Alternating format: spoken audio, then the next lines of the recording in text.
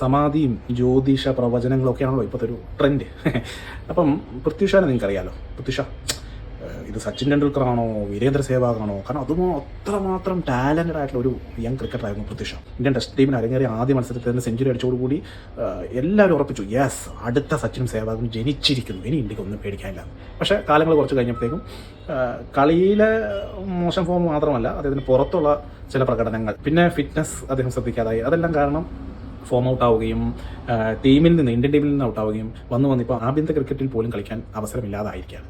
ആ ഒരു പൃഥ്വി ഷാ ഇനി ഇന്ത്യൻ ടീമിലേക്ക് തിരിച്ചെത്തുമോ എന്നുള്ള പ്രവചനം വന്നിരിക്കുകയാണ്. പ്രവചിച്ചിരിക്കുന്നത് ചില്ലറ കാരണമൊന്നുമല്ല, ജ്യോതിഷി ഗ്രീൻ സ്റ്റോൺ ലോബോയാണ്. കഴിഞ്ഞ T20 ലോകകപ്പിലെ ഇന്ത്യയുടെ കിരീട വിജയവും അർജന്റീനയുടെ ലോകകപ്പ് നേട്ടവും എല്ലാം കൃത്യമായി പ്രവചിച്ചിട്ടുള്ള ഇന്ത്യൻ ജ്യോതിഷിയാണ് ഈ ലോബോ. അദ്ദേഹം പൃഥ്വി ഷായെക്കുറിച്ച് പറഞ്ഞിരിക്കുന്നത് എന്താണെന്ന് വെച്ചാൽ 2026 മാത്രമേ ഇനി അദ്ദേഹത്തിന് ചാൻസ് ഉള്ളൂ, കളിക്കാനുള്ള ചാൻസ് ഉള്ളൂ. ഇന്ത്യൻ ടീമിലല്ല, ആഭ്യന്തര ടീമിലേക്ക് തന്നെ വരാനുള്ള ചാൻസ് ഉള്ളൂ. അതും ലോക്കൽ മാച്ചുകളിലൊക്കെ നല്ല രീതിയിൽ പെർഫോം ചെയ്താൽ മാത്രം.